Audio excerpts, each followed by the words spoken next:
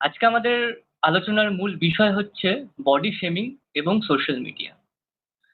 Body shaming কিভাবে হয়, কেন হয় এবং বডি শেমিং এর হলে আমাদের মানসিক স্বাস্থ্যের ওপর, আমাদের সামগ্রিক স্বাস্থ্যের ওপর সেটা কিরকম ভাবে তার প্রভাব পড়ে এবং এই বডি শেমিং এর ওপর বডি শেমিং এর সোশ্যাল মিডিয়ার কিরকম ইমপ্যাক্ট রয়েছে, কিরকম প্রভাব রয়েছে এই বডি শেমিং এর ক্ষেত্রে, সেটা নিয়ে আমরা আলোচনা করব। আমাদের সাথে আজকে থাকবে অঙ্কিতা ঘোষ। তার সাথে আমরা এই পুরো বিষয় নিয়ে আজকে আলোচনা করব। তবে তার আগে আমরা কেন এই বিষয়টা নিয়ে আলোচনা করছি, আমাদের অনেকদিন ধরে ভাবছিলাম যে এমন একটা বিষয় নিয়ে আমরা আলোচনা করব। তবে সম্প্রতি একটা বিষয় আমাদেরকে খুব নাড়া দিয়েছে, সেটা হচ্ছে উত্তরপ্রদেশের একটি মেয়ে এবারে মাধ্যমিক পরীক্ষাতে, তার ক্লাস 10th পরীক্ষাতে সে প্রথম হয়েছে।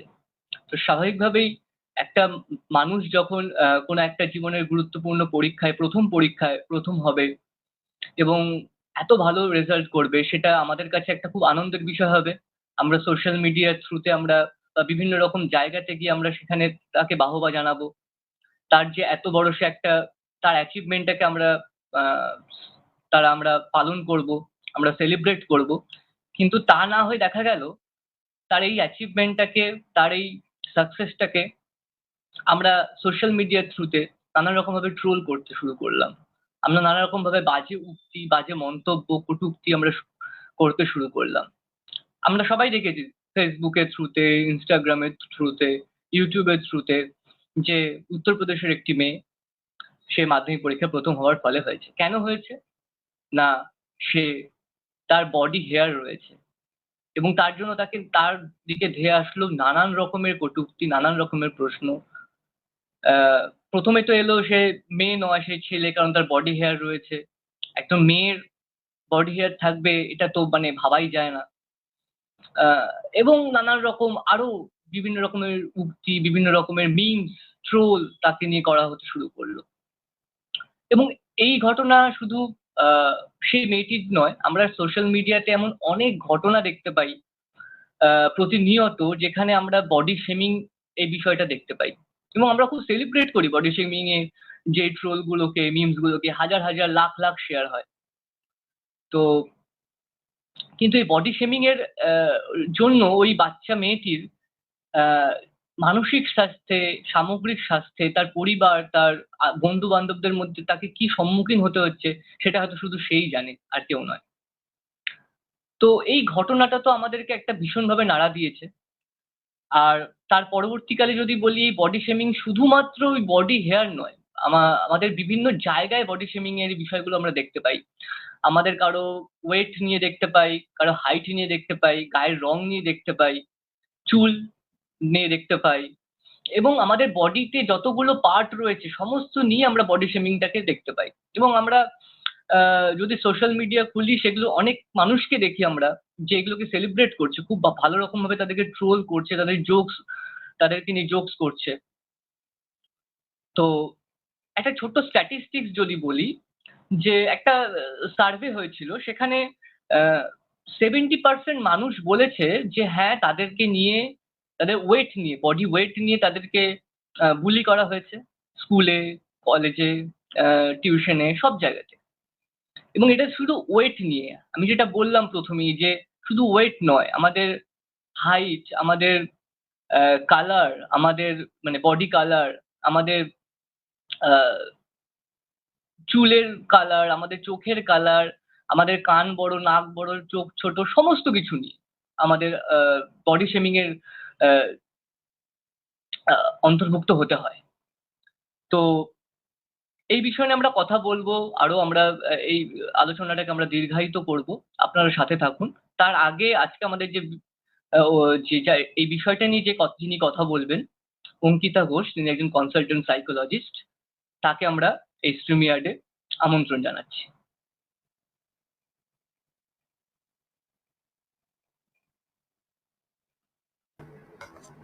আমাদের সাথে রয়েছে অঙ্কিতা ঘোষ। অঙ্কিতা একজন কনসালটেন্ট সাইকোলজিস্ট এবং আমার খুব ভালো বন্ধু। তো আজকে অঙ্কিতার সাথে আমরা কথা বলবো বডি শেমিং এবং তার উপর সোশ্যাল মিডিয়ার কি ইম্প্যাক্ট আছে সেটা নিয়ে। তো অঙ্কিতা, প্রথমেই যেটা জানতে চাইবো যে আমি তো এক ধরনের ভাবে বললাম যে বডি শেমিং জিনিসটা কি। হ্যাঁ, এটাকে তুই যদি আরেকটু প্রিসাইজ ওয়েতে একটু এলাবোরেট করিস আমাদের সামনে, যে বডি শেমিং বিষয়টা কি, শুধু কি সেটা আমাদের ওয়েট হাইট নিয়ে, নাকি আরো সামগ্রিক বিষয়গুলো তার মধ্যে রয়েছে সেটা। আচ্ছা, শোনা যাচ্ছে তো? শোনা যাচ্ছে? দেখ, যেটা তুই শুরু করলি, তুই অনেকটাই বলে দিয়েছিস। আর বডি শেমিং এখন এত একটা আলোচিত বা চর্চিত বিষয় যে এটা নিয়ে আলাদা করে বডি শেমিং কি সেটা খুব একটা বেশি ব্যাখ্যা করার প্রয়োজনীয়তা আছে তেমনটা না, বরং তার থেকে অন্য পরের যে বিষয়গুলো নিয়ে আমরা ভেবেছি সেটা অনেক বেশি গুরুত্বপূর্ণ, যে তার প্রভাবে কি কি হচ্ছে বা ইত্যাদি। তবু যদি সংক্ষেপে আরেকবার বলতে হয়, তুই যেটা মেন শুরু করলি এক্সাম্পল দিয়ে, আমাদের ম্যাক্সিমাম ক্ষেত্রে অনেকের ধারণা আছে যে বডি শেমিং মানে সেটা শুধু মোটাদেরকে নিয়েই একমাত্র ব্যঙ্গ বিদ্রুপ করা হচ্ছে, যে তাদের ওয়েট বেশি সেই কারণে। সবসময় কিন্তু তেমনটা না যে মোটা হলে তবেই তাদেরকে ট্রোল করা হবে। বডি শেমিং এর মধ্যে কিন্তু যে কোনো সাইজ, শেপ, গায়ের কালার, তার চুল মাথায় বেশি আছে না কম আছে, চুলের টেক্সচার কেমন, স্কিনের টেক্সচার কেমন, তার স্কিন খুব স্মুথ, সে খুব গ্ল্যামারাস কিনা, মানে সোজা কথায় বলতে গেলে ফিজিক্যাল অ্যাপিয়ারেন্স, আমাদের শরীর সংক্রান্ত বিভিন্ন জিনিস নিয়ে আমরা যখন চর্চা করছি, এবং সেই চর্চাটা অবশ্যই পজিটিভ না, এবং অনেক ক্ষেত্রে পজিটিভ হলেও তার প্রভাবটা পড়ছে নেগেটিভ ভাবে, সেই জিনিসগুলোকে নিয়ে যখন আলোচনা হচ্ছে সেটাকে আমরা বডি শেমিং বলছি। তো এই যে বডি শেমিং এর মধ্যে তুই বললি একটা এক্সাম্পল যে ফেসিয়াল হেয়ার রয়েছে, ক্লাস 10 মানে একটা ছোট বাচ্চা মেয়েই বলা যেতে পারে, সবে মানে সে টিন এজে রয়েছে। অলরেডি আমরা জানি যে এই এজ গ্রুপটা মানে বাইরের কথা বা বাইরের সবকিছু কতটা আমাদের ওপর এফেক্ট ফেলে, কারণ তখন অলরেডি আমাদের সবে পার্সোনালিটির জায়গা বা চারিত্রিক দৃঢ়তার জায়গাটা তৈরি হচ্ছে। সেই সময় যদি এরকম নেগেটিভ কথাবার্তা সমাজ থেকে আসতে থাকে, তা একজন মানুষের কনফিডেন্স অলরেডি ব্রেক হতে পারে। তো সেই জিনিসগুলো সবকটাই কিন্তু বডি শেমিং এর আওতার মধ্যেই পড়ছে। মানে এটা কাইন্ড অফ বুলি করা, যেটা আমরা বলে থাকি চেহারা নিয়ে, সেই জিনিসটাই বডি শেমিং। এইগুলো, এটা তোর বডি শেমিং কি যদি বলতে হয় তো এক কথা এইটাই বলা যায় যে শরীরের বিভিন্ন অংশ অঙ্গ এবং অ্যাজ আ হোল পুরো ফিজিক্যাল অ্যাপিয়ারেন্সটাকে নিয়ে যখন কেউ নেগেটিভলি কথা বলছে। এবার এই বডি শেমিং এর ফলে আমার তোর কাছে পরের প্রশ্ন যেটা আসবে সেটা হচ্ছে, বডি শেমিং এর ফলে আমাদের মধ্যে, আমাদের সামগ্রিক স্বাস্থ্যে, বিশেষ করে মানসিক স্বাস্থ্যের ওপর সেটা কিরকম প্রভাব ফেলছে, তার ইম্প্যাক্টটা কিরকম হচ্ছে বা কোথায় কোথায় হচ্ছে, সেটা যদি তুই বলিস আমাদের। দেখ, প্রথমেই যেটা আসছে সেটা হচ্ছে আমার, মানে এটা বডি শেমিং বলে না, এটা খুব স্বাভাবিকভাবেই আমার ব্যাপারে যখন কেউ কথা বলছে তখন পজিটিভ জিনিসটা শুনলে আমাদের যেমন আত্মবিশ্বাস বাড়ে, নেগেটিভ কথা শুনলে আমাদের আত্মবিশ্বাস কমে। তার মানে আমি কখনোই বলছি না যে ক্রিটিসাইজ করা যাবে না বা ক্রিটিসাইজ নেওয়ার ক্ষমতা আমার মধ্যে থাকবে না, কেউ খারাপ বলছে মানেই ভেঙে পড়তে হবে, আমি সেটার প্রসঙ্গে যাচ্ছি না। কিন্তু আমি কোথায় ক্রিটিসাইজটা করছি, কিভাবে করছি, কাকে করছি, এইগুলো মাথায় রাখতে হবে। একটা সামান্য কথা যে ইস তোকে না এই জামাটা পরে একদম ভালো লাগছে না, এই একটা স্টেটমেন্ট একটা মানুষের পুরো গোটা দিনের মানে ভালো থাকাটাকে নষ্ট করে দিতে পারে।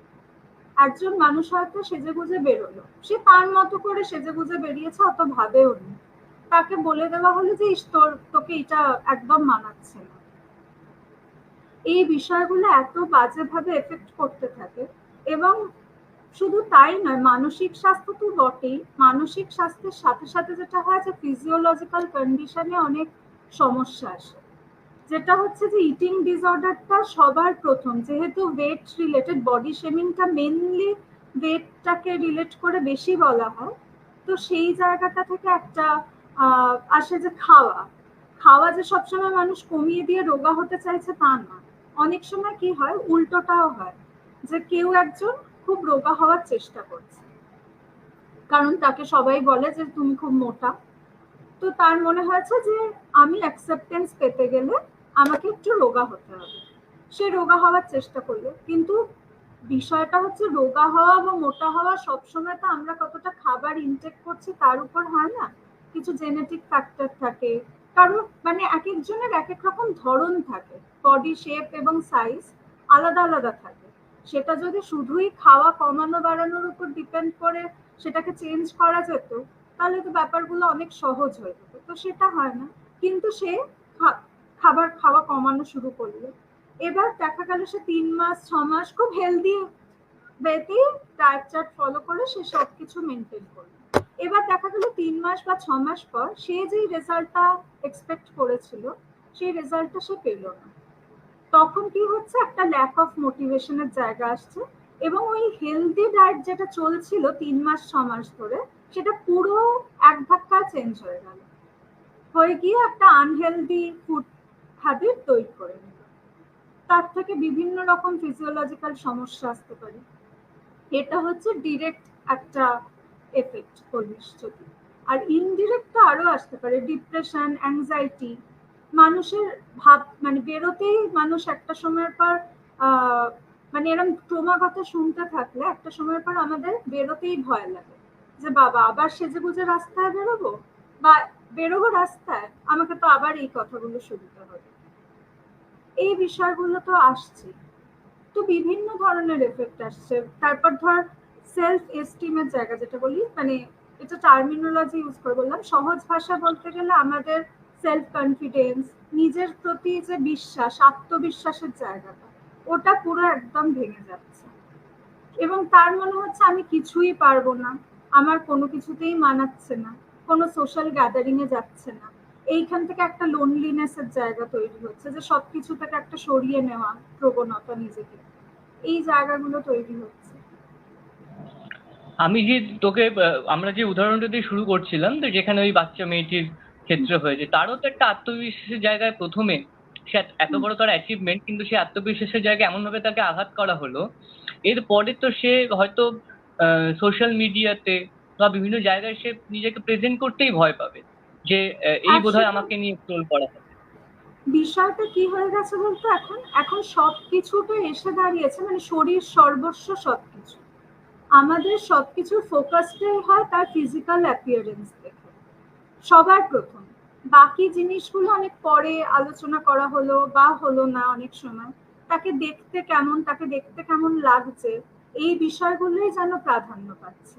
এটা না আমাদের অভ্যাসের মধ্যে এসে গেছে। এই যে আমরা বডি শেমিং বলছি, সবসময় কিন্তু বডি শেমিং নয়, তার সাথে আরেকটা জিনিসও এখন ভীষণ হয় সোশ্যাল মিডিয়া আসার দৌলতে, বডি হাইলাইটিং।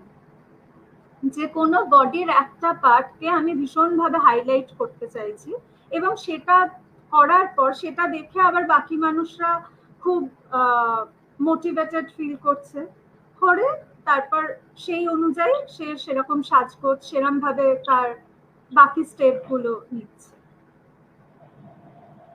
হয় মোটিভেটেড ফিল করছে, নয় ডিমোটিভেটেড ফিল করছে যে ডিমোটিভেটেড ফিল এরকম করছে, আমার নয় কেন। আমার নয় কেন, এবং হতে হবে। এবং এই যে সোশ্যাল মিডিয়া এসে আমাদের একটা ধারণা তৈরি করে দিয়েছে যে পারফেক্ট বা আইডিয়াল বডি টাইপ, মানে আমার বডি টাইপটা এরকম হতে হবে, ছেলেদের ছেলে হলে তার এরকম এরকম হতে হবে, এই হাইট হতে হবে, এরকম চেহারার গড়ন থাকতে হবে, মেয়ে হলে তাদের একরকম হাইট, এবং স্পেসিফিক্যালি মেয়েদের ক্ষেত্রে মানে উচ্চতার থেকেও তার স্থূলতার দিক থেকে মাপ, মানে এতটাই হতে হবে তার হাত, কাঁধ, কোমর ইত্যাদি, পুরো শরীরটাকে একদম ওই ফিতে দিয়ে মেপে এই রকম স্ট্রাকচারটাকে আমরা দেখছি ওটাই। এবং আমরা মাথাতেও রাখছি না যে সোশ্যাল মিডিয়া, আমরা কিন্তু জানি অলরেডি যে আমরা অনেক সময় ছবি ভিডিও অনেক কিছু পোস্ট করি যেগুলো এডিটেড অবস্থায়, মানে এখন প্রচুর ফোনের ক্যামেরা ইটসেলফ, ফোনের ক্যামেরায় এমন কিছু জিনিস দেওয়া থাকে যাতে একটু স্ক্রিন স্মুথনেস, ব্রাইটনেস এগুলো বেড়ে যায়। এটা ছাড়াও প্রচুর অ্যাপ বেরিয়ে গেছে যেগুলো দিয়ে আমরা কিন্তু স্কিন টোন, স্কিন টেক্সচার এবং সবকিছু কমপ্লেকশন সব চেঞ্জ করা যায়, বডি সাইজ। এবার কেউ ওরকম ভাবে নিজের সবকিছু চেঞ্জ করে ছবিটা দিল, ভালো লাগলো, এবার বাকি যারা দেখছে তারা ধরে নিল ওটাই আইডিয়াল। এবার সে কি করছে, সে তো বুঝলো না ওই জিনিসটা এডিটেড, সে এবার সেইটাকে নিজে হওয়ার জন্য লাফিয়ে ঝাঁপিয়ে পড়ল। এই জিনিসগুলো হচ্ছে। এই প্রসঙ্গে আমার মনে পড়লো যে কিছুদিন আগে ফেসবুকে, ইনস্টাগ্রামে আমি দেখছিলাম যে সবাই একটা তাদের এআই জেনারেটেড একটা ছবি, যেটা একদম যতই বয়স হোক না কেন সেটা তাদেরকে প্রায় 20-30 বছর বয়স তাদেরকে নামিয়ে দিচ্ছে, সেরকম একটা ছবি তারা পোস্ট করছিল। কিন্তু সেখান থেকে যে তাদের মধ্যে কতটা রিস্ক বেড়ে যাচ্ছিল, যে সে এআই কোম্পানিগুলো যারা সেটা করছে তাদের সমস্ত ইনফরমেশন তারা কিন্তু সেভ করে রাখছে। এত তো কিছু সেটা তো পরের ভাবার ব্যাপার। প্রয়োজনীয়তা নেই, দেখতে সুন্দর এক্স্যাক্টলি, লাগবে। এটা এক্স্যাক্টলি। এটা হচ্ছে ফার্স্ট প্রায়োরিটি, যে দেখতে ভালো লাগতে হবে। এবং এই যে বিভিন্ন সোশ্যাল প্ল্যাটফর্ম গুলো ইনফ্লুয়েন্সার বলে যেগুলো হচ্ছে, আগে আমরা জানতাম ইনফ্লুয়েন্সার শব্দটা মানে সামাজিক বা শিক্ষা জগৎ কর্মজগতে যে একটু বিশাল কোনো উচ্চ পদে রয়েছে তাকে আমরা ইনফ্লুয়েন্সার বলতাম, যে তার প্রভাব খাটিয়ে অনেক কিছু কাজ সহজে করা যায়। এখন হয়ে গেছে ইনফ্লুয়েন্সার মানে সেটা বিউটি রিলেটেড, মানে সে কতটাকে ফ্যাশনটাকে রিলেট করে, ফ্যাশনেবল এখন যেটা ট্রেন্ড ফলো করে সে চলছে, সে কিভাবে হাঁটছে, কোন পোজে ছবি তুলছে, এবং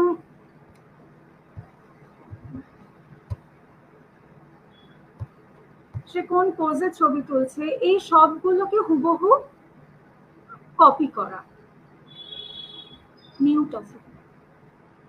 এবারে আমি তোর কাছে যেটা বলবো যে এবার যে সোশ্যাল মিডিয়ার ইম্প্যাক্ট কতটা মানে তুই একটা জায়গায় বললি যে সোশ্যাল মিডিয়ায় আমরা কিরকম ভাবে নিজেকে প্রেজেন্ট করছি, রিপ্রেজেন্ট করছি সেটা, এবং সেখান থেকে আমি বলতে চাইছি যে সোশ্যাল মিডিয়ার বা ইম্প্যাক্ট কতটা এই বডি শেমিং এর ক্ষেত্রে, যেখানে আমরা 24 ঘন্টার মধ্যে হয়তো 18 থেকে 16 ঘন্টা মানে ঘুমানোর টাইমটুকুন বাদ দিয়ে আমরা পুরোটা সময় আমরা যে কোনো সোশ্যাল মাধ্যমে আমরা নিজেদেরকে বিজি রাখছি, এবং সেখানে যখন আমরা এই ধরনের কন্টেন্ট প্রতিনিয়ত দেখছি, হ্যাঁ সেটা, এবং বডি শেমিং এর বিষয়টা মূলত আমরা বলছি, সেটা কি রকম ভাবে ইম্প্যাক্ট ফেলছে আমাদের মধ্যে, এবং এই ধরনের ভিডিও গুলো যেখানে একজন একে একে অপরকে বডি শেমিং করছে, হ্যাঁ সেটারই ইম্প্যাক্ট বা কিরকম পড়ছে। তার আগে আমি জাস্ট তোকে একটা প্রশ্ন করতে চাই যে এখান থেকে তো অনেক সময় প্লাস্টিক সার্জারির ব্যাপারটাও চলে আসে এক্সট্রিম পর্যায়ে গিয়ে, আমি বলবো। আমি এরপরেই বিশেষ করে আসলাম ওটা।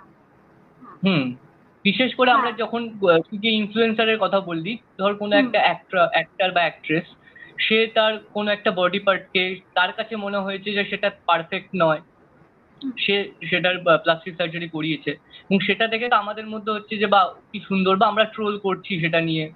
মানে মুশকিলের বিষয়টা হচ্ছে এটাই যে সে যখন নর্মাল ভাবে নিজেকে প্রেজেন্ট করতো তখনও তাকে নিয়ে আমরা ট্রোল করতাম, সে যখন প্লাস্টিক সার্জারি করে নিজেকে প্রেজেন্ট করছে তখনও তাকে নিয়ে আমরা ট্রোল করছি। তো এই বিষয়টা তো বিষয়টা দেখ, যদি মানে দেখার মানে যারা বডি শেমিং নিয়ে খুব এফেক্টেড ফিল করছে, মানে খুব এফেক্টেড হচ্ছে খারাপ ভাবে, তাদের এই জায়গাটায় মানে ফোকাস করলেই তারা বুঝতে পারবে যে যে কোনো অ্যাডজেক্টিভ আসলে কতটা সাবজেক্টিভ। আমি একদিন একটা গোলাপি শাড়ি পরে বেরোলাম, আমাকে কয়েকজন বললো যে আচ্ছা তোমায় দারুণ লাগছে, আজকের মতো সুন্দর আর কোনোদিন লাগেনি। পরের দিন আমি হলুদ শাড়ি পরে বেরোনোর পর অন্য কিছু মানুষ এসে বলল যে তোমাকে এইটাতেই বেশি ভালো লাগছে। মানুষটা কিন্তু আমি একটাই, পাল্টে যাইনি। কিন্তু যারা বলছে শুধু সেই দুটো মানুষের পরিবর্তন হওয়ার কারণে অ্যাডজেক্টিভটাই পাল্টে গেল। তা আমি মানুষটা তো পাল্টাইনি। তার মানে যে দেখছে তার দেখার উপর নির্ভর করছে। তার মানে এই যে রোগা মোটা বেটে লম্বা সবটাই, কালো লাগছে ফর্সা লাগছে রং মানাচ্ছে মানাচ্ছে না, সবটাই তো যে দেখছে তার উপর নির্ভর করছে। এবার এক একজনের এক এক রকম মনে হবে।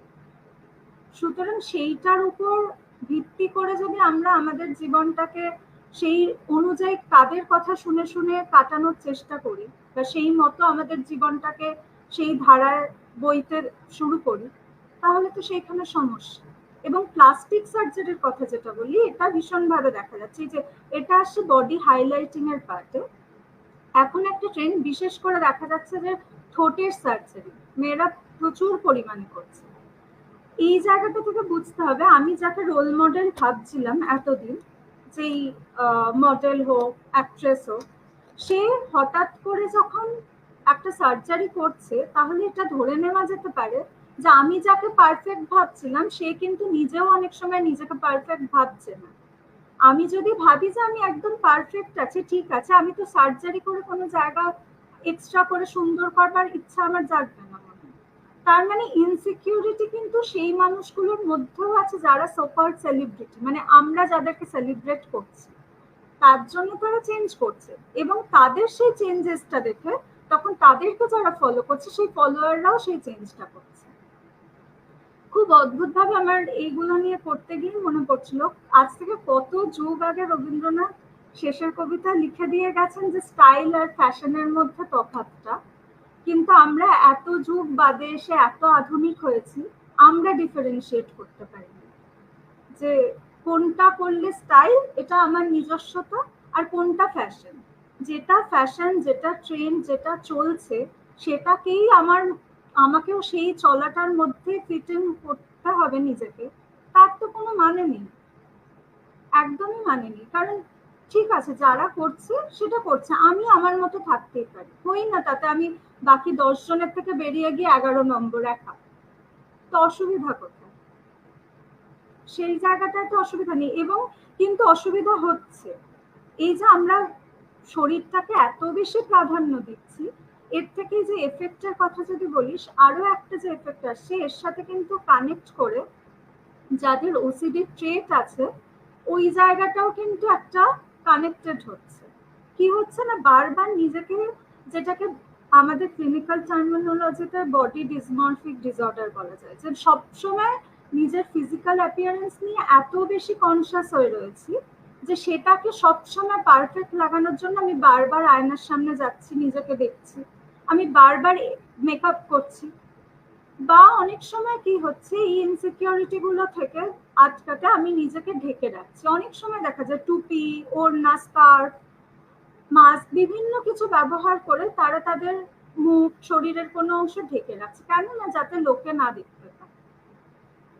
এই যে একটা ইনসিকিউরিটির জায়গা সবসময় আমাদের মধ্যে কাজ করছে, যে লোকে আমাকে দেখতে বাজে ভাববে, লোকে বাজে দেখতে ভাবলে আমার কি হবে, এই জায়গাগুলো একটা বিশাল মানে মনের মধ্যে একটা নেগেটিভ এফেক্ট হয়েছে। এবং এক্ষেত্রে তো সোশ্যাল মিডিয়ার একটা বিশাল মানে ইম্প্যাক্ট রয়েছে। মানে মানে সোশ্যাল মিডিয়াতেই যারা বডি শেমিং করছে তারা থাকে, বা যাদের বডি শেমিং হচ্ছে তারাও প্রেজেন্ট থাকছে। এবং মাঝে মধ্যে দেখা যায় যে এতটাই তার মাত্রা বেড়ে যায়, সেটা অনেক সময় সাইবার বুলিং এর পর্যায়ে পৌঁছে যায়। মানে এতটাই মানে মানুষ সহ্য করতে পারে না, এবং সেখান থেকে তার মধ্যে একটা মানে যাদের বডি শেমিং হয় তাদের সুসাইডাল একটা অ্যাটেম্প চলে আসে, সেলফ হার্মের একটা ব্যাপার চলে আসে, যেখানে তারা নিতে পারছে না, এতটা তাদের উপর মানে মানে মানসিক অত্যাচার হচ্ছে, তারা নিতে পারছে না সেটা। মানে আমার শরীরে আমার হতে পারি আমি রোগা বা মোটা কিছু একটা, তো সেটাকে আমরা সেইভাবে মানে এমনই পর্যায়ে গিয়ে তারা সেই জায়গায় গিয়ে ট্রোল করছে, বা আমার একটা বডি পার্ট নিয়ে, তো সেটা প্রচন্ড রকম ভাবে তার এফেক্টটা তো পড়েই। তো এবারে তোর কাছে যদি জানতে, সোশ্যাল মিডিয়া যদি বলিস, আমি এই একটা জায়গাতে আনবো, যেহেতু আমাদের সোশ্যাল মিডিয়াটাকে হাইলাইট করে তো আমরা বলছি মানে বডি শেমিংটাকে, সেই জায়গাটাকে যদি আমরা কনসিডার করি তাহলে সবসময় যে নেগেটিভ এফেক্টই পড়ছে তেমনটা কিন্তু না, মানে নেগেটিভই ঘটছে, এফেক্ট হয়তো নেগেটিভ করছে, সরি, নেগেটিভই যে ঘটছে তেমনটা কিন্তু না। এখন কিন্তু সোশ্যাল মিডিয়াটাকে প্ল্যাটফর্ম, মানে সোশ্যাল মিডিয়ার প্ল্যাটফর্মটাকে কাজে লাগিয়ে প্রচুর মানুষ এই বডি শেমিং এর জায়গাটা থেকে বেরোনোর জন্য হ্যাশট্যাগ পজিটিভ বডি ইমেজ, বিভিন্ন ধরনের পজিটিভ বডি ইমেজের কিছু একটা হ্যাশট্যাগ দিয়ে তারা ছবি পোস্ট করছে। সুতরাং আমি কোনটায় ফোকাস করব সেটাও কিন্তু আমার ওপর নির্ভর করছে। সুতরাং কিছু ক্ষেত্রে কিন্তু আমাদের নিজেদের কগনিটিভ মানে থট প্রসেসটাকে ফ্রেমিং রিফ্রেমিং করার জায়গা আসছে। আমি যে বিষয়টা এতদিন ছোটবেলা থেকে শুনে এসছি, দেখে এসছি, সেটাতেই যে আমি একমাত্র ফোকাস করে থাকবো তেমনটা কিন্তু নয়। আমি একটু তো নিজেকেও চেঞ্জ করতে হবে, যে আমি যেটা এতদিন হয়ে এসছে, হয়তো চোখের সামনে আমি দেখে এসছি মা, কাকিমা, জেঠিমা, দিদিমা, ঠাকুমা, পিসিমা তারা একরকম ভাবে ভেবেছে, সেই ভাবনা চিন্তা তারা করে এসছেন বলে এত বছর ধরে, যুগ ধরে, সেটাই যে একরকম ভাবে ঠিক, অন্যটা হতে পারে না, এটা ধরে নিয়ে বসে থাকা মানে তো একটা জায়গায় থেমে যাওয়া। তো আমাকে সেই জায়গাটা থেকে বেরোতে হবে। দেখ, বডি শেমিং এর জিনিসগুলো কিন্তু আগেও হতো, যেটা সমস্যার জায়গা সেটা হচ্ছে অ্যাওয়ারনেসটা ছিল না। মানে মেন্টাল হেলথ অ্যাওয়ারনেসই এখনই নেই, এখনো নেই। মানে এটা আমরা বিভিন্ন যখন পড়াশোনা করেছি একরকম ভাবে, এখন যখন আমরা মানে ফাইনালি ফিল্ডে নেমে কাজ করা শুরু করেছি, অবশ্যই আমরা সবাই খুব নতুন নতুন ভাবেই কাজ করছি, তাতেই বুঝতে পারছি যে অ্যাওয়ারনেসটা কত কম, এবং অ্যাওয়ারনেসের অভাবে কাজ করতে কত জায়গায় কত অসুবিধা হচ্ছে। বডি শেমিং, সেখানে মানুষ মনটা যে আছে, মানে মন বলে বিষয় আছে, সেটা নিয়ে চর্চা করা যায়, সেটাকে ঠিক করা পদ্ধতি হয়, এটাকে কনসিডারই করতে চায়। সুতরাং সবটাই শরীর জুড়ে রয়েছে। আমরা দেখবে দেখা হলে প্রথম সাক্ষাতে কি জিজ্ঞেস করি, শরীর কেমন, এই তোমার, হ্যাঁ, শরীর কেমন আছে, তো ঠিক আছে, রোগা রোগা এই হয়ে তুমি গেছো কত বা রোগা মোটা হয়ে হয়ে গেছো, গেছো। মোটা হয়ে গেছো, এই তোকে আগের থেকে অনেক বেশি কালো লাগছে, তুই আগে অনেক বেশি ফর্সা ছিলিস, এ বাবা এত বড় চুলটা কেটে ফেললি, তোর কত চুল ছিল উঠে গেল, এই ধরনের ইত্যাদি ইত্যাদি ইত্যাদি। রাইট। আমি হয়তো ভেবেও দেখছি না যে যাকে আমি জিজ্ঞেস করছি যে এ বাবা তুমি আগের থেকে মোটা হয়ে গেছো, এ বাবা আগেই তুমি ভালো ছিলে, এখন কিরম রোগা হয়ে গেছো, কিরম লাগছে তোমাকে, তার হয়তো কোনো শারীরিক অসুস্থতার কারণে বা তার জীবনে এমন কিছু চলছে যে স্ট্রেসটা থেকে তার চেহারার একটা পরিবর্তন এসছে। সে তো আমরা গোটা দিনে সকালে ঘুম থেকে ওঠা থেকে রাত্রিরে ঘুমাতে যাওয়ার মধ্যে অন্তত একবার হলেও আয়নার সামনে দাঁড়ায়, নিজেদেরকে দেখি, এবং নিজেদেরকে দেখলে যেটা খুব মেজর একটা চেঞ্জ, সেটা আমরা দেখতেও পাই, বুঝতেও পাই। সুতরাং সে হয়তো নিজেই জানে যে আমি আগের থেকে, আগে যতটা সুন্দর ছিলাম এখন আমাকে লাগছে না, তাকে এই কথাটা বলা মানে তার ওই দুর্বল জায়গাটায় আরেকবার খোঁচা দেওয়া। এই জিনিসগুলো কনস্ট্যান্ট হতে থাকে, এবং এটা একদম। যারা করছে, হয়তো লাইভটা শুনলে অনেকে যারা এগুলো বলে থাকেন হয়তো ভাববে এত মেপে কি কথা বলা যায়, না সত্যি কথা বলার সময় এত ফিতে দিয়ে মেপে ভেবেচিন্তে কথা বলা যায় না, যে আমি সেন্টেন্সটা এখান থেকে এতটা বলবো, এই শব্দই ব্যবহার করব, হয় না সেটা। আমরা সেশন করতে বসলে সেই রুলস রেগুলেশন ফলো করে হয়, সেগুলো বাস্তবে হয় না। কিন্তু কিছুটা সহানুভূতিশীল তো হওয়া যায়, কিছুটা সচেতন ভাবে তো কথা বলা যায়, যে এটুকু তো কনসিডার করা যায় যে আমি যে কথাটা বলছি ফ্লোতে, তাতে উল্টো দিকের মানুষটার খারাপ লাগতে পারে কিনা, এবং কতটা বললে সেটা জাস্ট বলা বা জাস্ট নিছক মজা, আর কতটা সেই এক্সটেন্ট, মানে সেই বর্ডারটা ক্রস করে গেলে, সেটা কোন জায়গায় গেলে, কোন পর্যায়ে গেলে সেটা একটা ব্যঙ্গ বিদ্রুপের জায়গায় চলে যাচ্ছে, সেই মানুষটাকে নিয়ে ব্যঙ্গ করা, তাকে ছোট করা, তাচ্ছিল্য করা হয়ে যাচ্ছে, সেই তফাৎটা তো আমাদেরকে বুঝতে হবে। তো এই জিনিসগুলো তো ক্রমাগত হতে থাকে আমাদের তুই যেটা সমাজে। বললি যে ধর আগেও হতো, হ্যাঁ, এই হুম, বডি শেমিং এর বিষয়গুলো মানে আগেও অনেকে বলবে যে আরে আগেও তো আমরা ছোটবেলায় যে মোটা তাকে মোটু বলে ডাকতাম, যে রোগা তাকে পাতলু বলে ডাকতাম, এবং মোটু পাতলু এই নিয়ে আবার কার্টুনও আছে। হুম, তো যাদের মাথায় চুল নেই তাদের টেকো বলে ডাকতাম, যাদের হুম, গায়ের রং কালো তাদেরকে কালু বলে ডাকতাম। তো এই ব্যাপারটা তো আগেও হতো।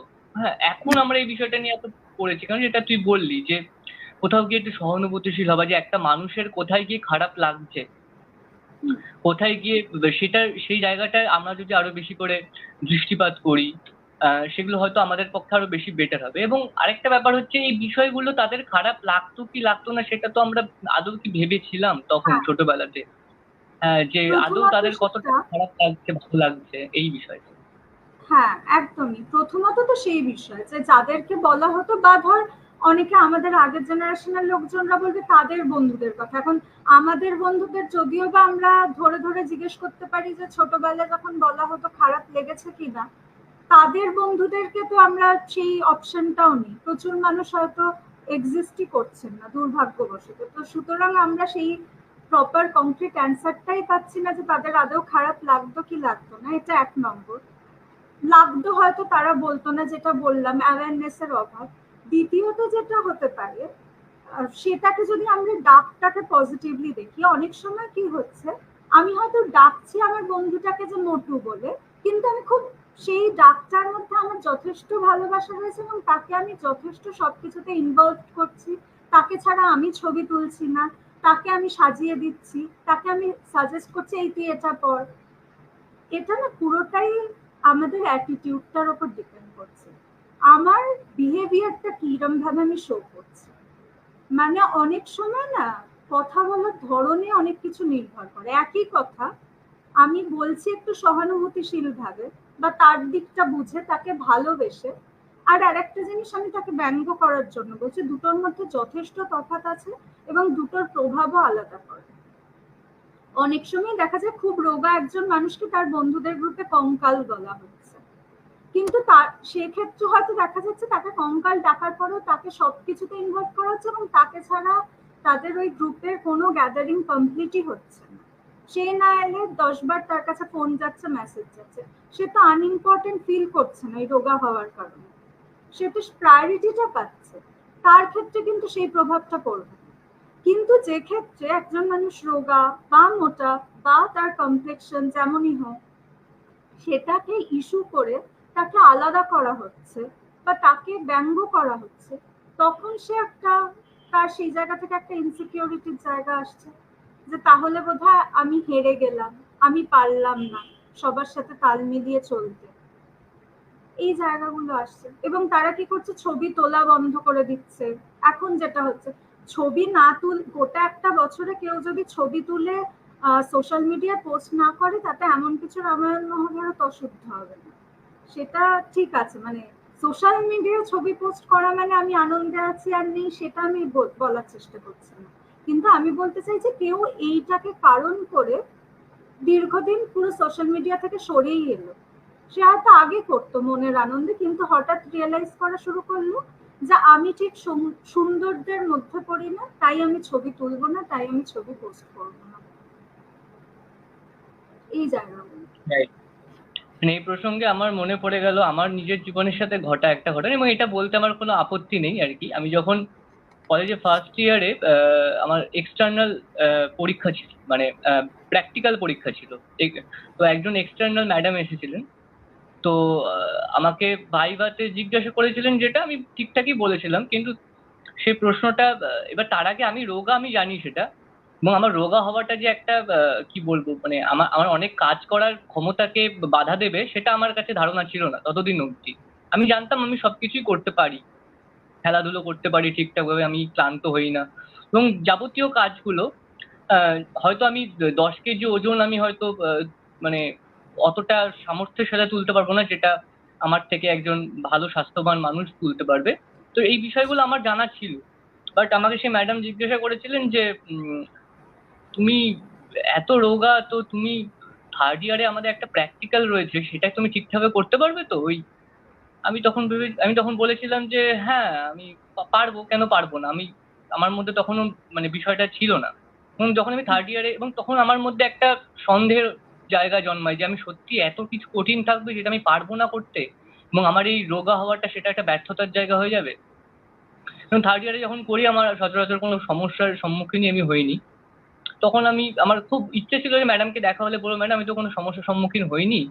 তো আপনি সে কথাটা বলেছিলেন যে একজন সাইকোলজির টিচার যখন এই ধরনের কথা বলছে, তখন আমরা যারা এই বিষয়টা নিয়ে যারা পড়াশুনো করেনি বা এটার সাহচর্যে আসেনি, তাদের কাছ থেকে এই ধরনের প্রশ্নগুলো বা আসা তো আমার মনে হয় খুবই যৌক্তিক হয়ে দাঁড়ায়। তার জন্য আমাদের আজকে আলোচনা, যে কোথাও গিয়ে আমরা এই বিষয়টা নিয়ে যেন কাজ করতে পারি, আমাদের মনের মধ্যে একটু হলেও সেই সমানুভূতি এবং সহানুভূতি দুটোই একটু জাগাই, যে অপর মানুষটার প্রতি চট করে এমন একটা কিছু কমেন্ট না করে দেওয়া, চট করে এমন একটা কিছু মন্তব্য না করে দেওয়া যেখানে চারপাশের ফ্যাক্টর গুলোকে আমরা না দেখি আর কি।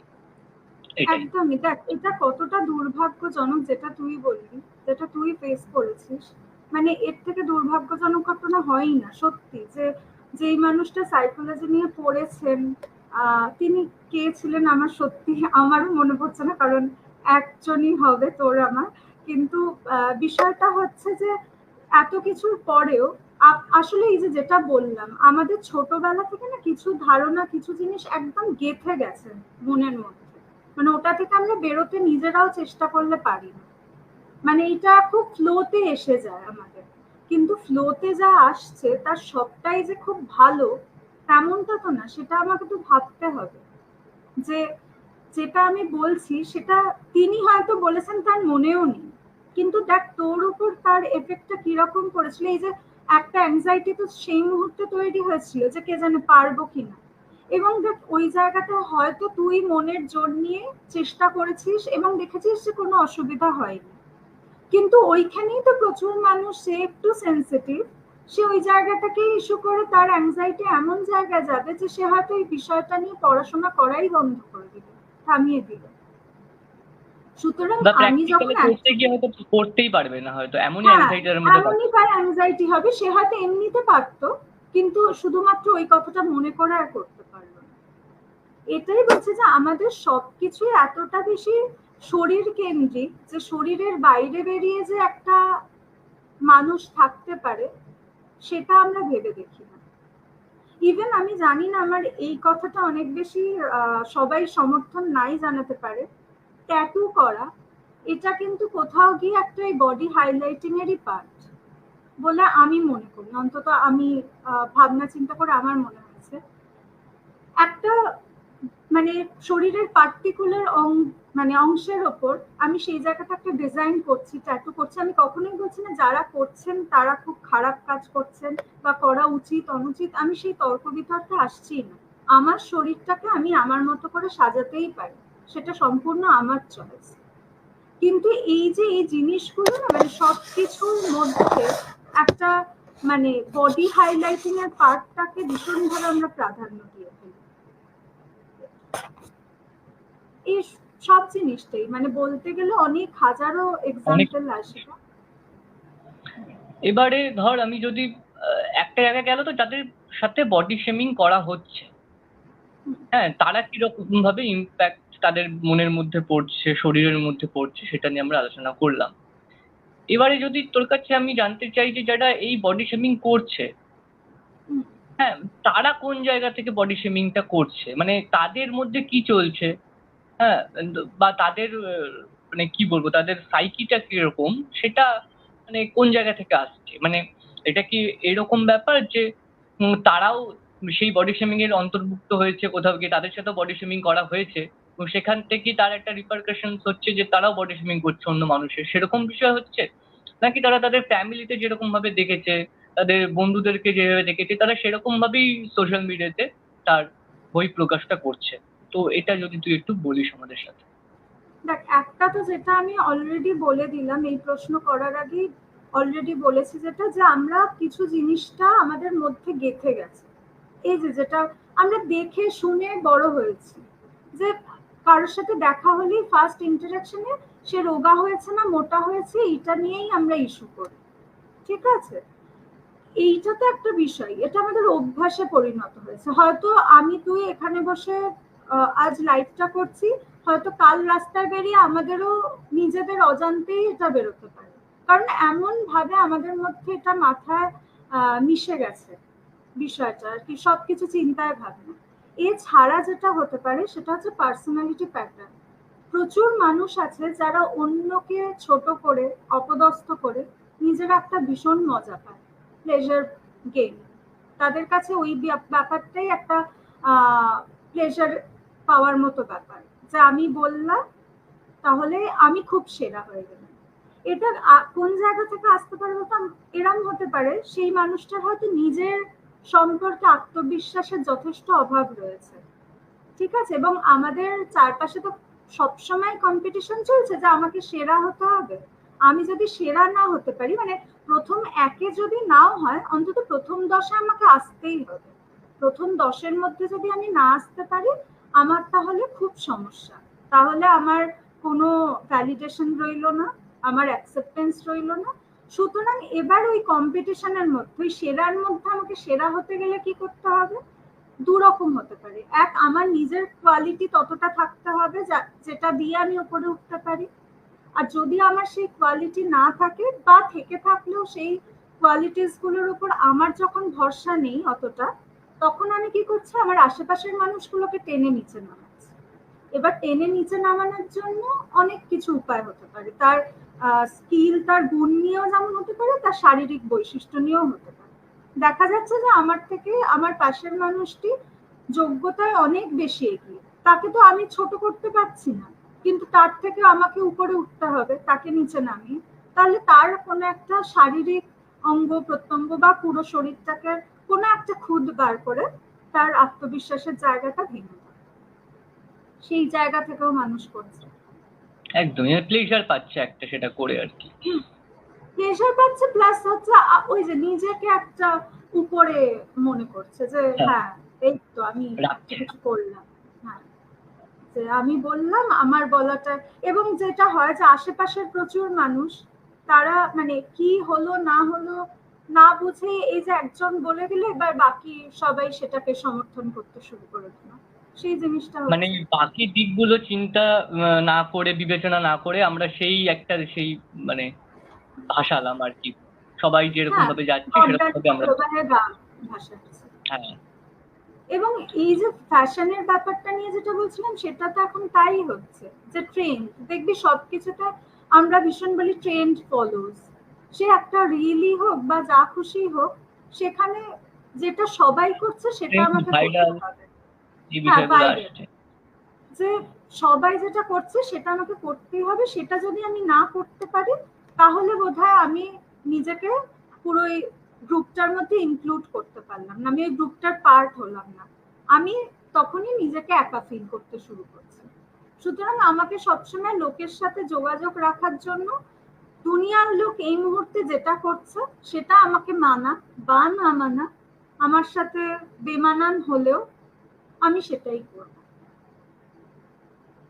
একদমই, মানে আমি না রাখতে পারলে আমার মধ্যে FOMO, fear of missing out একটা ব্যাপার ফিল হচ্ছে বা সেরকম জায়গায় চলে যাচ্ছে।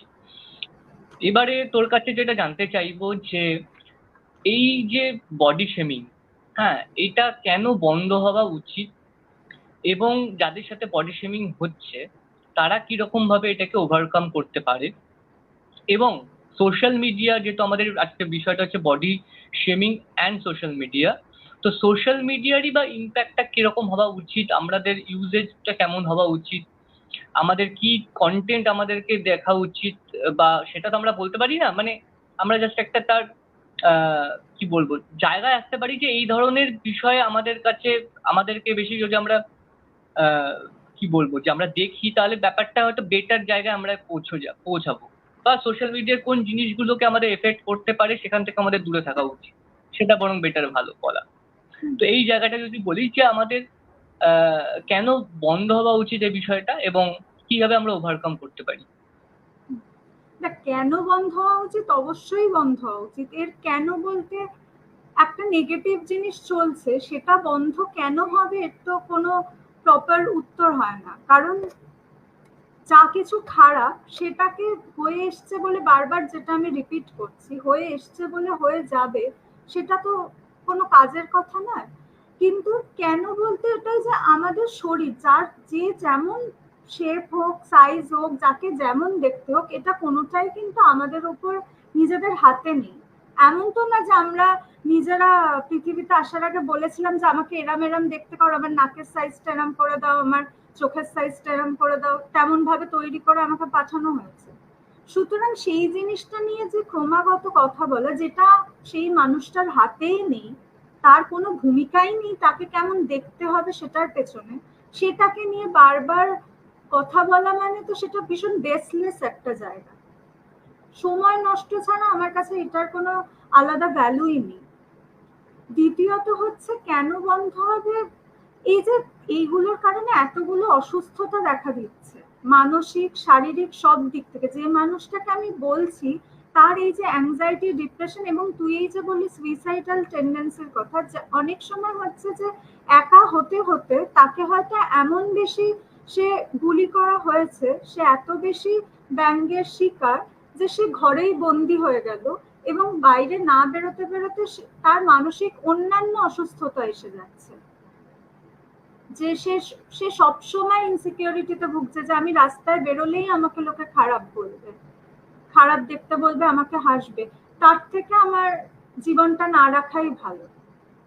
এই যে এত একটা মারাত্মক ডিসিশন নিচ্ছে, হয়তো যারা বলছে অনেক, তারা হয়তো নিজেরাও জানে না, নিজেরাও চাইবে না যে সেই মানুষটার এই পরিণতি হোক, কিন্তু না বুঝে বলে চলেছে। তো আমার কথা হচ্ছে একটু সহানুভূতিশীল হওয়াই, যে কিভাবে জিনিসটা থেকে ওভারকাম করা যাবে। তার দুটো দিক আসতে পারে, একটা হচ্ছে যারা করছেন আর যারা শিকার হচ্ছেন। তো শিকার যারা হচ্ছেন তাদের দিকটা পরে আসছি, আগে যারা করছেন তাদেরটা বলি। যে হয়তো আপনি নেহাত মজার ছলে বা খুব ক্যাজুয়ালি কথাটা বলছেন, কিন্তু ক্যাজুয়ালি নাই বা বললেন, একটু সহানুভূতিশীল, একটু যত্নশীল হতে তো ক্ষতি নেই। হ্যাঁ জানি দুর্মূল্যের বাজারে টাকা পয়সার সাথে সাথে এখন লাভ, রেসপেক্ট এই জায়গাগুলোরও ভীষণ অভাব। অপাত্রে দান করতে বলছি না অতিরিক্ত পর্যায়ে, কিন্তু মিনিমাম যতটুকু প্রয়োজন, মিনিমাম আমরা মানুষ হিসাবে প্রত্যেকটা মানুষ minimum amount of love, respect, care এগুলো ডিজার্ভ করি, এবং minimum amount of love, respect, care আমরা অন্যদের প্রতি দেখাতেও পারি। তাতে খুব কিছু ক্ষতি হবে না, কেউ ট্যাক্স বসাবে না যে কেন তুমি এর প্রতি যত্নশীল হলে। একটু যদি আমি যত্নশীল, একটু সহানুভূতিশীল হই মানুষটাকে নিয়ে, তাহলে তো সেখানে ক্ষতি নেই। এটা একটা। আর কিভাবে বন্ধ করা যায়, প্রথম হচ্ছে যারা স্বীকার হচ্ছেন তাদের ক্ষেত্রে বলবো যে অডিও ভিজুয়াল চ্যালেঞ্জের মতো একটা কিছু করতে পারেন। সেটা হচ্ছে যা শুনছি আর যা দেখছি দুটো এক কিনা। বিষয়টা হচ্ছে অবশ্যই আমাদের শরীরের চোখ এবং কান দুটোই ভীষণ গুরুত্বপূর্ণ অঙ্গ, কিন্তু কখনো কখনো যদি আমরা চোখটাকে কানের থেকে চোখটাকে একটু বেশি প্রায়োরিটি দিই, কারণ আমি যা শুনছি, সবাই যা বলছে, আমি নিজে আয়নার সামনে দাঁড়িয়ে নিজেকে যখন দেখছি, আমি কি সেই একই জিনিস দেখছি? কারণ যেটা শুরুতেই বললাম যে প্রত্যেকটা অ্যাডজেক্টিভ ভীষণভাবে সাবজেক্টিভ। প্রতিটা মানুষ যখন চেঞ্জ হচ্ছে, আমার উল্টো দিকের মানুষটা যতবার চেঞ্জ হচ্ছে ততবার কিন্তু আমি আলাদা আলাদা কমপ্লিমেন্টই পাচ্ছি বেশিরভাগ ক্ষেত্রে।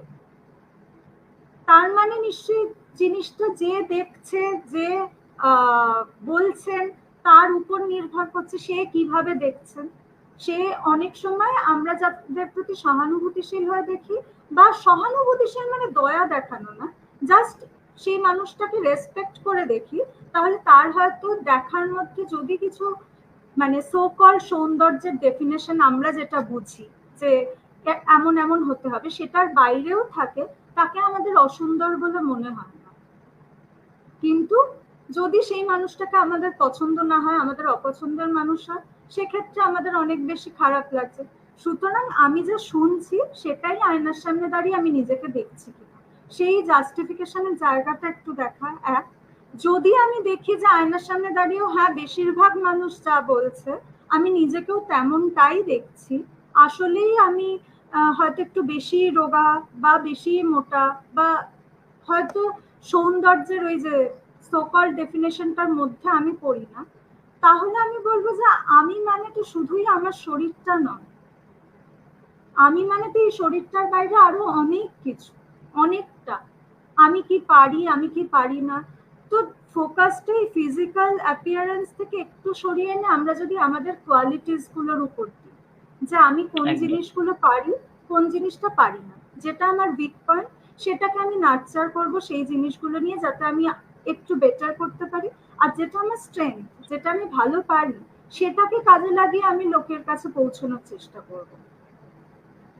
তো সুতরাং মানে আমি এটাই বলবো যে be proud of your individuality.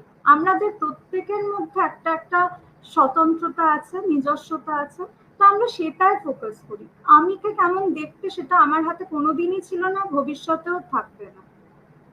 এবং আরেকটা কথা যেটা হয়তো ওভারকামের জায়গাটা বলতে গিয়ে বলি, যে যারা বলেন তাদের ক্ষেত্রে, এই যে কেউ আপনার চোখে হয়তো মনে হচ্ছে সে একটু মোটা ছিল, চাবি ছিল, তাকে ওটাতেই কিউট লাগতো দেখতে, সে এবার রোগা হচ্ছে বলে তাকে বলছে। হতেই পারে সে হয়তো একটু ওয়েটটা কমিয়ে একটু রোগা হওয়ার চেষ্টা করে, সে হয়তো তার কাজের সুবিধা হচ্ছে, তার নিজেকে দেখতে, নিজের শরীরটাকে নিয়ে চলাফেরা করতে সে একটু স্বচ্ছন্দ বোধ করছে, তো তাকে তার মতো হতে দিন। হ্যাঁ, অবশ্যই সে আনহেলদি কোনো উপায়তে হচ্ছে কিনা সেটা অবশ্যই দেখবেন, তার ভালো সাজেশন দেবেন। কিন্তু মানে এ বাবা তোকে আগে মোটা ছিলিস, গোলগাল ছিলিস, ওটাই ভালো লাগবে, এখন বিচ্ছিরি লাগছে না। বা কেউ হয়তো একটু রোগা থেকে মোটা হয়ে গেল, তাকে এটা বলা যে এ বাবা মোটা হয়ে গেলি, তার যদি কোনো রকম শারীরিক সমস্যা না হয়। অনেক সময় হয় যে শারীরিক অসুস্থতার কারণে ডাক্তাররাই বলে যে ওয়েট কমাতে হবে বা ওয়েট বাড়াতে হবে, সেটা আলাদা বিষয়। সেটা যদি না হয় এবং সে যদি রোগা থেকে একটু মোটা হয়, সে কমপ্লিটলি ফাইন থাকে, তাহলে তার বাকিদের কিসের সমস্যা? তার তো সমস্যা হচ্ছে না তার শরীরটা নিয়ে। বা অনেক সময় যেটা আমি শুরুতেই বললাম যে কমপ্লিমেন্ট অনেক সময় পজিটিভ ওয়েতেও আসে, যেটার ইম্প্যাক্ট নেগেটিভ। অনেক সময় আমরা বলি ধর তুই একটু রোগা হয়ে তোকে বেশ ভাল লাগছে, বা তুই একটু এই যে এখন একটু মোটা হয়েছিস ভাল লাগছে, এটাও কিন্তু তার মধ্যে একটা অ্যাংজাইটি আমরা নিজেদের অজান্তে ঢুকিয়ে দিচ্ছি, যে সে ধরে নিল যে আমি এই যে রোগা হলাম বা আমি রোগা থেকে মোটা হলাম, এই চেঞ্জটার জন্য আমাকে ভাল লাগছে, আমি যদি কোনো কারণে আগের অবস্থায় আবার ফিরে যাই আমাকে খুব বাজে লাগবে। এই জিনিসগুলো র্যান্ডম বলাটা যদি বন্ধ হয় তো। আর ওভারকামের তো একটা বললাম যে অডিও ভিজুয়াল চ্যালেঞ্জ, একটা বললাম যে নিজের কোয়ালিটিজ এর উপর ফোকাস করা, আরেকটা হচ্ছে যে সেলফ জাজমেন্টের জায়গা। অনেক সময় হয় যে আমরা অন্য প্রতি জাজমেন্টাল হই না, অনেক সময় অনেক ক্ষেত্রে হয় যে না ও মোটা ও রোগা, কই ও যেমনই পোশাক করুক আমার তো খারাপ লাগে না, কিন্তু আমি নিজের ব্যাপারে নিজে খুব সেলফ জাজমেন্টাল হয়ে যাচ্ছি, যে আমি নিজেকে নিজে বেশি পারফেক্ট দেখার চেষ্টা করছি, যে আমাকে এরকম না, ঠিক আছে ও মোটা আমার কোনো অসুবিধা নেই, বা ও রোগা তাতেও আমার কোনো খারাপ লাগছে না, বা ও কালো ওকে আমার ভালোই লাগবে, কিন্তু আমাকে ফর্সা হতে হবে, আমাকে একদম পারফেক্ট ফিগার আইডিয়াল বডি ইমেজটা নিয়ে রাস্তায় বেরোতে হবে। তো নিজের প্রতি এত স্ট্রেস না দেওয়াটাই ভালো। জীবনে অনেক কিছু স্ট্রেস আমাদের, আমরা যে লাইফস্টাইলটার মধ্যে দিয়ে রয়েছি, যে অবস্থায় দুনিয়াটা চলছে এখন, তাতে স্ট্রেস নেওয়ার এমনি অনেক ফ্যাক্টর রয়েছে। আমার সুস্থ শরীরটাকে নিয়ে আরো বেশি ব্যস্ত হওয়ার কোনো প্রয়োজনীয়তা নেই। অসুস্থ যদি আমি বোধ করি আমি নিশ্চয়ই ডাক্তারের কাছে যাব, সেই পরামর্শ মতো আমি সেই রুটিন ফলো করব। কিন্তু আদারওয়াইজ শুধু শুধু সেটাকে নিয়ে ভীষণ জাজমেন্টাল হয়ে গিয়ে লোকে আমাকে খারাপ ভাববে, লোকে হয়তো আদৌ ভাবলোই না কিছু। অনেক ক্ষেত্রে কিন্তু আবার এটাও হয়, বডি শেমিংটা আমরা নিজেরা ভেবে নিই, মানে ওটা ডিলিউশন আছে, আমি ভাবছি যে লোকে আমার খুব ভাবছে যে দেখতে বাজে লাগলো, লোকের হয়তো অত সময়ই নেই, সেই লোকটা হয়তো এমনি ব্যস্ততার মধ্যে কম কথা বলে চলে গেল, আমি ভেবে নিলাম যে আমাকে দেখতে বাজে লাগছিল বলে কথা বলবো না। তো এই জায়গাগুলো নিজের চিন্তা ভাবনাটাকে একটুখানি রিফ্রেম করার জায়গাটা যদি আসে, পুরোটাই আমার ফোকাসের উপর। আমি তো দুনিয়ার মানুষকে কন্ট্রোল করতে পারবো না, ইভেন এই যে লাইফটা করছি, যে কজন মানুষ দেখে থাকুক, যদি মানে তারা তাদের চিন্তা ভাবনাটাকে নিজেরা মনে না করেন যে বদলাবে, তাহলে আমাদের দুজনের কোনো সামর্থ্য নেই যে আমরা লোককে গিয়ে গিয়ে তাদের ভাবনা চিন্তাগুলোকে রিমোট দিয়ে পাল্টে দিয়ে আসবো। কিন্তু আমি আমার চিন্তা ভাবনাটাকে পাল্টাতে পারি। অন্যের কন্ট্রোল তো আমার হাতে নেই, কিন্তু আমার নিজের কন্ট্রোল নিজের হাতে আছে। কেউ যদি আমাকে বডি শেম করে, তাকে উল্টে বডি শেমিং ব্যাপারটা নিয়ে এডুকেট করার চেষ্টা করুন। যদি সে শোনে ভালো, না শুনলে তার কথাটাতে অত গুরুত্ব দেওয়ার প্রয়োজনীয়তা নেই। বাচ্চাদের ক্ষেত্রে হলে বাচ্চার ক্ষেত্রেও তাই, মা বাবা স্কুলের টিচাররা বডি শেমিং বিষয়টা কি সেটাকে নিয়ে এডুকেট করুন, সাইকো এডুকেশন করুন, যেটা এখন বহু ক্ষেত্রে বহু জায়গায় হয়, সেটাই করুন। যে যারা করছে তারা ভুল, সেখানে তোমার কোনো অস্বস্তি বা হীনমন্যতার জায়গা নেই। এই জায়গাটা নিজেও নিজেকে বোঝান এবং বাড়িতে ছোটরা থাকলে তাদেরকেও বোঝানোর চেষ্টা করুন। হ্যাঁ, মানে দুটো জায়গা ভালো বললি। মানে আমার মনে ইয়ে, একটা হচ্ছে তো ওই মানে কেউ যদি আমাকে বডি শেমিং করে, তাহলে আমি তাকে উল্টে বডি শেমিং না করে তাকে নিয়েও আমি তাকে বডি শেমিং নিয়ে তাকে এডুকেশন দেবো আরো সুন্দরভাবে, তাকে তাকে সাইকো এডুকেশন, যেটাকে তুই বললি। আর একটা বিষয় যে যেটা আইডিয়াল বডি ইমেজ বা বডি ফিগার, এইটা নিয়ে একটা আমার আমি দেখছিলাম বছরখানেক আগে মেবি, মানে আমি জানি না এক্সাক্ট টার্মটাকে কি বলে, তার একটা এক্সাক্ট টার্ম রয়েছে। তো সেখানে দেখছিলাম যে ওই যখন বোধহয় পাঠান সিনেমাটা রিলিজ করেছিল, সেখানে একটা গান ছিল দীপিকা পাড়ুকোন আর শাহরুখ খানের, সেই গানটা সবাই রিলস করছিল। তো একজন মহিলাকে আমি দেখেছিলাম, তিনি চেহারায় স্থূলকায়, তাকে আমরা মানে বাংলা ভাষায় পাতি যদি বলি তাহলে মোটা, খুবই মোটা। এবং সে সেটাকে প্রমোট করছে যে আমি মোটা, বাট আমি আমি আমি নিজের ইচ্ছায় মোটা, আমি নিজের ইচ্ছে এই ফিগারটাকে মেনটেন করছি। এবং সেই গানটাতে নাচ করেছিল এবং যথেষ্ট ভালো নাচ করেছিল। মানে যারা ট্রেন্ড মানে ডান্সার, তিনি ডান্সার অ্যাকচুয়ালি, তো তিনি সেভাবে নাচটা করেছিল। তো আমার খুব ভালো লেগেছিল যে তার যেটা চেহারা সেটাকে সে সেলিব্রেট করছে, এবং অনেক মানুষ তাকে নিয়ে ট্রোল করছে, আবার অনেক মানুষ তাকে নিয়ে ভালো বলছে, সেটা হয়েছিল। এবং তিনি এখনো কাজ করছেন। আমি জানি না এক্সাক্ট টার্মটাকে কি বলে, যে যেটা উনি যেটাকে বলে উনি নিজেকে প্রমোট করেন, সেই টার্মটাকে পজিটিভ জানলে বডি ইমেজ প্যাটার্ন কিছু। মেবি আমি ঠিক ভুলে গেছি, বছরখানেক আগে দেখেছিলাম। যাই হোক, সেটা একটা খুব হ্যাঁ, বিষয়। মানে বিষয়টা তো তাই। আমি আমার স্কিল, সে নাচ করছে, তার নাচটাকে ফোকাস করবো। সে নাচ করতে গেলে তার ফিগার, তার যদি ফিগার রিলেটেড কোনো ইস্যু হয়, সে তো নাচতেই পারবে না। সুতরাং যে নাচ করছে তার যদি সমস্যা না হয় নাচতে, রোগা হয়েও নাচা যায়, মোটা হয়েও নাচা যায়। নাচ তো একটা, ডান্স তো একটা স্কিল।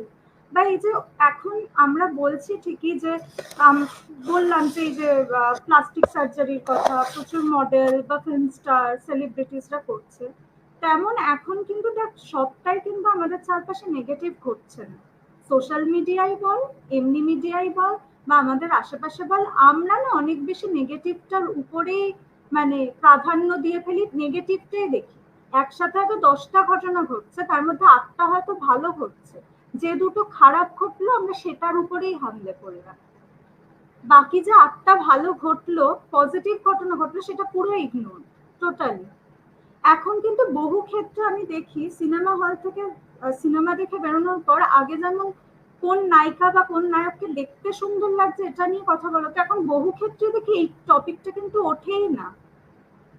তাদের ওঠেই অভিনয়টা না নিয়ে কথা বলছি। অভিনয় নিয়ে। এবং সে মানে সেই যে অভিনেতা অভিনেত্রীরা অভিনয় করছে, সেই অ্যাক্টার্সরা সেই চরিত্রটাকে কত সুন্দরভাবে ফুটিয়ে তুললো, বা সিনেমাটার গল্পটা কেমন সেটা নিয়ে চর্চা করছে। তার মানে মানুষ কিন্তু সবসময় ওই বডি ইমেজ নিয়ে পড়েও থাকছে না, সব মানুষ সেখান থেকে কিন্তু বেরোচ্ছে। কারণ আগে কিন্তু এরকম একটা ধারণা ছিল যে নায়িকা মানেই তাকে ভীষণ সুন্দর হতে হবে, মানে একদম তার স্কিন, চুল, হাইট, ফিগার সব পারফেক্ট হতে হবে।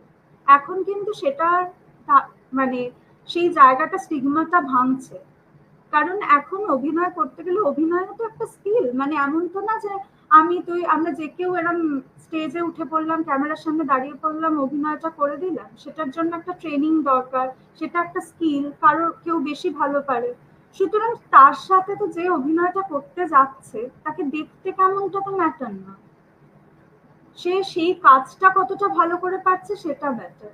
একজন কেউ গান গাইছে, তার গলার ভয়েসটা সুন্দর কতটা, সে কতটা নিপুণ সুর, তাল, লয়, ছন্দ মেনটেন করে গান গাইতে পারছে, সেটা দেখবো আমরা। তাকে দেখতে কেমন দিয়ে কি হবে? এবার বলবে গান শোনার বিষয়।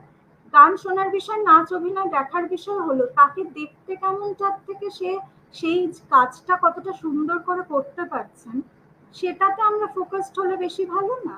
সেটাতে আমরা মোটিভেট হই না যে সে এত সুন্দর অভিনয় করছে বা সে এত সুন্দর নাচ করছে, তাহলে আমিও একটুখানি আমার কোন জায়গাটা স্কিলটা আছে সেইটা নিয়ে আমি কাজ করি। ইভেন আমি ভালো রান্নাও করতে পারি, বা আমি ভীষণ ভালো জিনিসপত্র মুছে পরিষ্কারও করতে পারি, সেটাও স্কিল।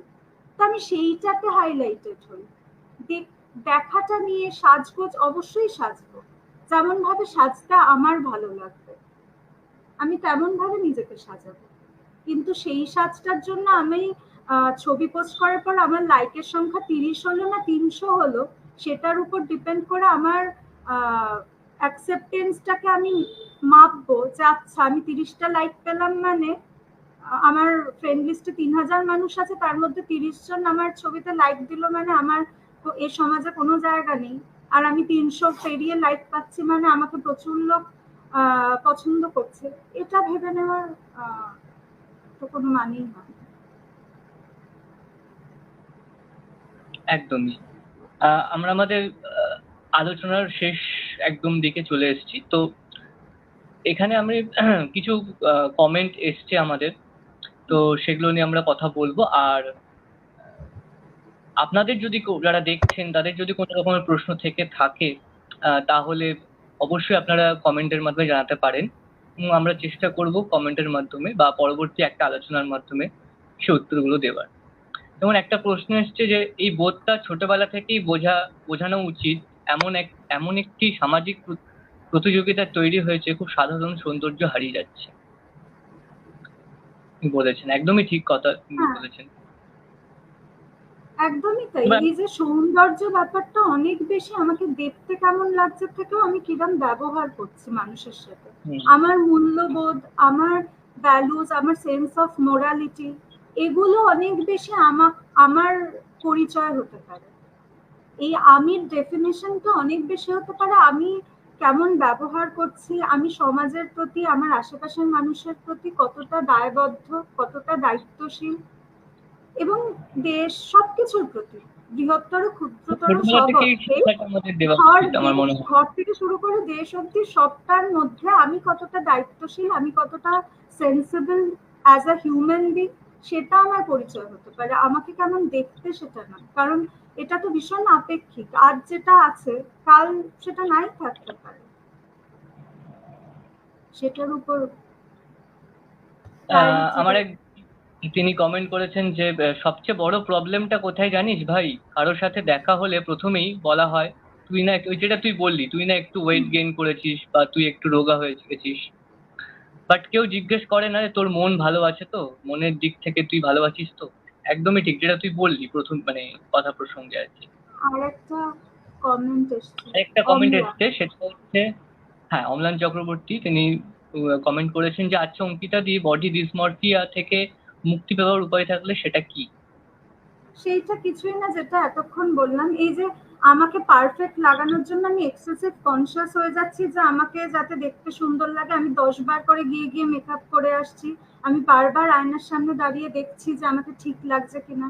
এইগুলো থেকে বেরিয়ে গিয়ে যেটা বললাম যে আমি মানে আমার শরীরটা নয়, আমাকে দেখতে কেমন, আমার মুখ, আমার ফিগার স্ট্রাকচার, এটা আমি নয়, এর বাইরে অনেকখানি আমি আছি, অনেকটা জুড়ে আমি আছি। আমার কাছের মানুষদের কাছে আমি একরকম ভাবে আছি, আমার প্রফেশনাল জায়গা আমি একরকম ভাবে আছি, সব জায়গায় আমার বন্ধু বান্ধবদের মধ্যে আমি একরকম ভাবে আছি।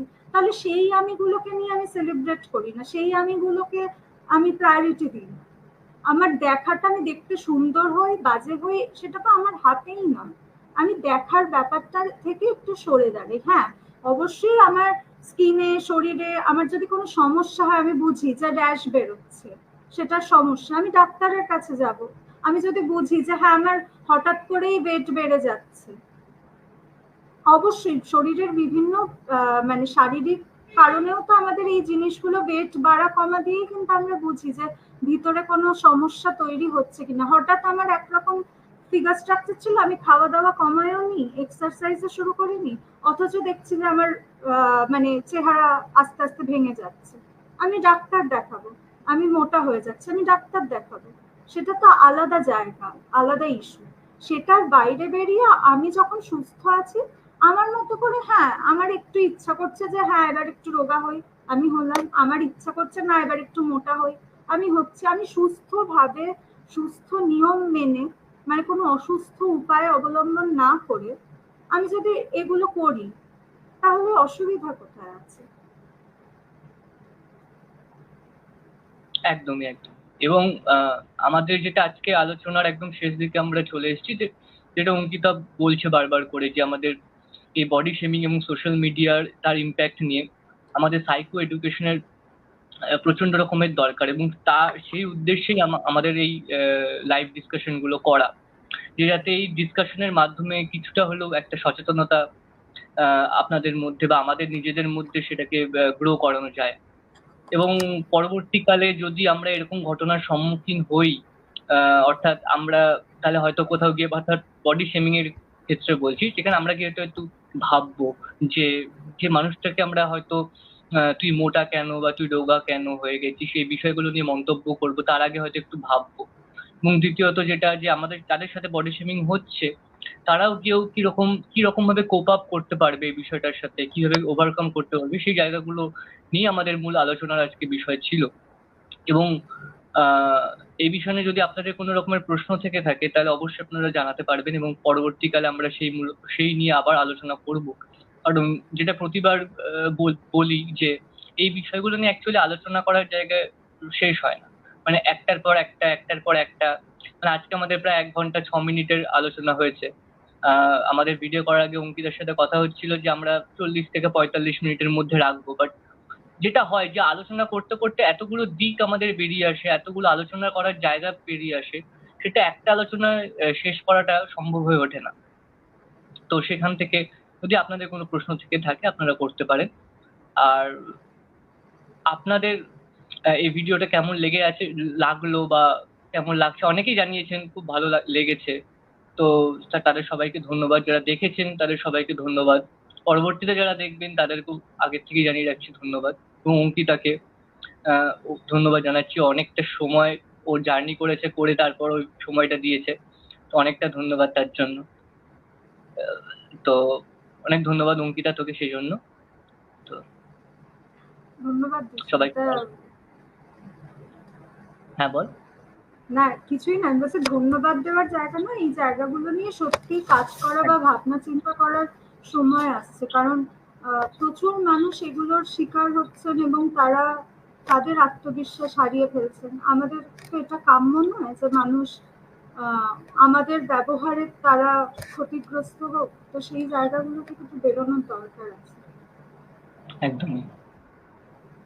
তো এই বলে আজকে আমাদের ভিডিও শেষ করছি। সবাই খুব ভালো থাকবেন, ভালো রাখবেন।